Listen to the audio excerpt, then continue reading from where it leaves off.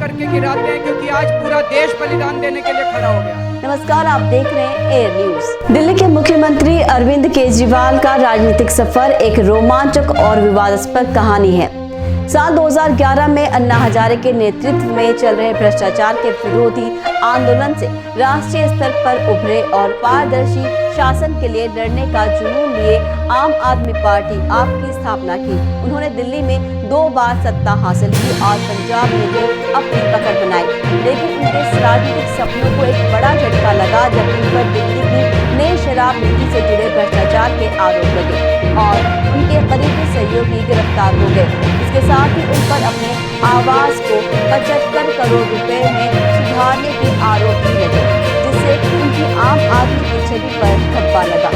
इस वीडियो में हम अरविंद केजरीवाल और उनके पार्टी आप के उतार चढ़ाव का एक विश्लेषण करेंगे और ये देखेंगे कि 2024 के लोकसभा चुनाव में कैसे अपनी भूमिका निभाएंगे। अरविंद केजरीवाल का जन्म 16 अगस्त 1968 को हरियाणा के हिसार में हुआ। उन्होंने IIT खड़गपुर से मैकेनिकल इंजीनियरिंग में स्नातक की पढ़ाई की और फिर भारतीय प्रशासनिक सेवा IAS में शामिल हो गए। उन्होंने साल 2001 में सेवा छोड़ दी और एक सामाजिक कार्यकर्ता बन गए। उन्होंने पारदर्शिता, इंटरनेशनल इंडिया और परिवर्तन के साथ काम किया और राष्ट्रीय भ्रष्टाचार निवारण आयोग लोकपाल के लिए लड़ने वाले अन्ना हजारे के आंदोलन में शामिल हुए। उन्होंने साल 2012 में आम आदमी पार्टी आप की स्थापना की और दिल्ली में राजनीतिक दलों के बीच एक तीसरा विकल्प बनने का दावा किया। उन्होंने भ्रष्टाचार, बिजली पानी के मुद्दे, जन लोकपाल बिल और दिल्ली के राज्यों के अधिकारों को लेकर जनता का समर्थन पाया। उन्होंने साल 2013 के विधानसभा चुनाव में भाजपा के मुख्यमंत्री उम्मीदवार विजय गोयल को हराया और दिल्ली में दूसरी सबसे बड़ी पार्टी बनी। उन्होंने कांग्रेस के समर्थन से सरकार बनाई, लेकिन अरविंद केजरीवाल की पहली सरकार ने सिर्फ 49 दिनों में इस्तीफा दे दिया जब उनका जन लोकपाल बिल विधानसभा में पारित नहीं हुआ। उन्होंने फिर से चुनाव लड़ने का फैसला किया और साल 2015 में दिल्ली में ऐतिहासिक जीत हासिल की। उन्होंने 70 सीटों में से 67 सीटें जीती और भाजपा को सिर्फ 3 सीटें मिली। उन्होंने अपनी दूसरी सरकार का शपथ ग्रहण किया और दिल्ली के विकास के लिए कई योजनाओं को शुरू किया। उन्होंने बिजली पानी के बिल में कटौती की, मुफ्त बस यात्रा और वाईफाई सुविधा शुरू की, मोहल्ला क्लिनिक और स्कूलों में सुधार किया और इवन योजना के जरिए वायु प्रदूषण को कम करने का प्रयास किया। उन्होंने अपनी पार्टी को देश भर में फैलाने का भी प्रयास किया और पंजाब, गोवा, गुजरात, राजस्थान, मध्य प्रदेश, छत्तीसगढ़ और कर्नाटक में चुनाव लड़े, लेकिन उन्हें इन राज्यों में बड़ी सफलता नहीं मिली और उन्हें सिर्फ पंजाब में 20 सीटें मिली। उनकी सरकार ने केंद्र सरकार और दिल्ली के लेफ्टिनेंट गवर्नर LG के साथ कई बार टकराव किया और दिल्ली के राज्य के अधिकारों को लेकर अदालतों में लड़ाई की। उन्होंने अपने मंत्रियों और विधायकों के खिलाफ होने वाली कार्रवाई को राजनीतिक बदले की साजिश कहा और केंद्र सरकार को दिल्ली के विकास को रोकने का आरोप भी लगाया। साल 2022 में उन्होंने पंजाब में चुनाव जीता और भगवंत सिंह मान को मुख्यमंत्री बनाया गया। ये उनकी पार्टी के लिए एक बड़ी उपलब्धि थी, क्योंकि वो पंजाब के बाहर का पहला राज्य था जहां उन्होंने सत्ता हासिल की। उन्हें अपनी पार्टी को एक राष्ट्रीय दल के रूप में स्थापित करने का दावा किया और साल 2024 के लिए लोकसभा चुनाव के लिए अपने आप को एक प्रधानमंत्री पद का उम्मीदवार बताया। लेकिन साल 2023 में उनके ऊपर भ्रष्टाचार के आरोप लगे जो उनकी छवि को नुकसान पहुंचाया। उनकी सरकार ने दिल्ली में शराब की बिक्री को बढ़ाने के लिए एक नई नीति बनाई, जिसमें शराब की दुकानों को नीलामी के जरिए बेचने का प्रावधान था। उन्होंने एक नया निगम दिल्ली शराब निगम लिमिटेड DSCL बनाया, जिसका नेतृत्व उनके करीबी सहयोगी मनीष सिसोदिया ने किया। लेकिन इस नीति को लागू करने के दौरान कई अनियमितताओं और घोटालों का पता चला। एक रिपोर्ट के अनुसार DSCL ने शराब की दुकानों को नीलामी के जरिए बेचने के लिए एक अवैध सॉफ्टवेयर का इस्तेमाल किया, जिसने नीलामी की प्रक्रिया में इन धांधली का पता चलने पर दिल्ली पुलिस ने आर्थिक अपराध शाखा की मदद से मामले की जांच शुरू की और कई शराब कारोबारियों, DSCL के अधिकारियों और आम आदमी पार्टी के नेताओं को गिरफ्तार किया।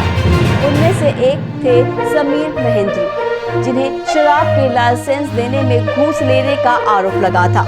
उनके बयान से पता चला कि वो मनीष सिसोदिया के साथ मिलकर इस घोटाले को अंजाम दे रहे थे और उन्हें इसके बदले 10 करोड़ रुपए की रिश्वत दी गई थी।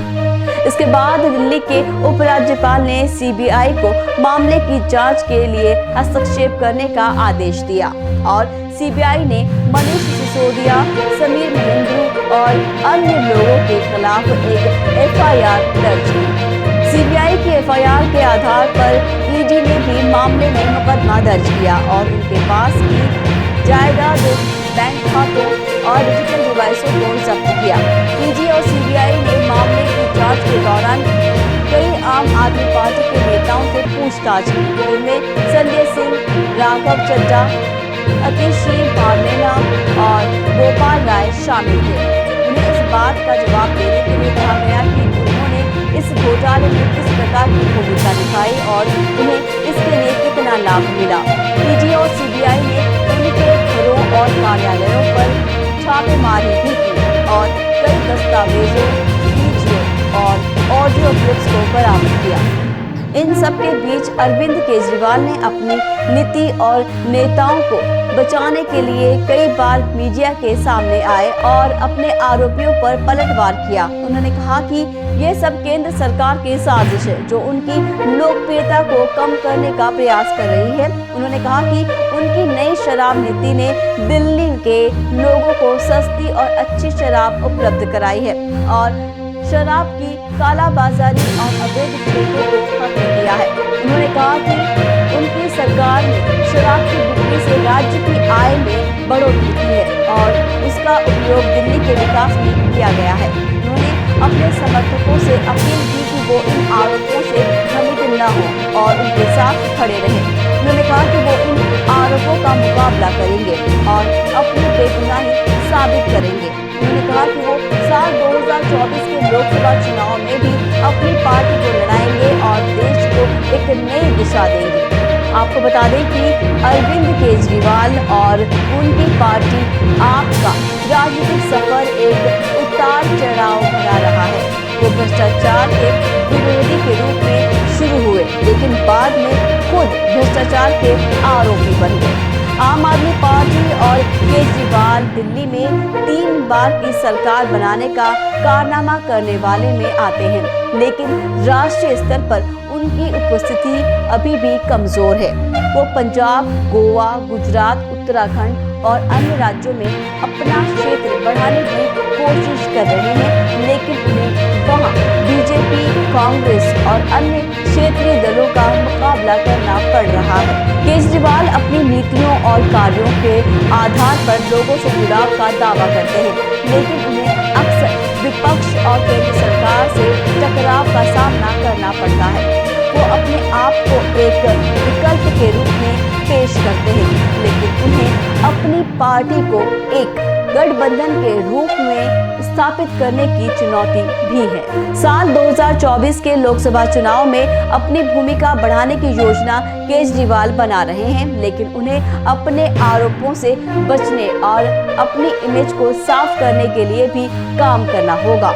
वो अपने नेतृत्व, संगठन और विचारधारा को मजबूत करने के लिए प्रयास कर रहे हैं, लेकिन उन्हें अपने विरोधियों और प्रतिद्वंदियों को भी नजरअंदाज नहीं करना चाहिए। अरविंद केजरीवाल और आपका भविष्य इन सब बातों पर निर्भर करेगा कि वो कैसे अपने लक्ष्यों को पूरा करते हैं और कैसे अपने समर्थकों का विश्वास बनाए रखते हैं और अपनी जीत का परचम लहराते हैं। तो आज के लिए इतना ही। मिलते हैं नई जानकारी के साथ नए वीडियो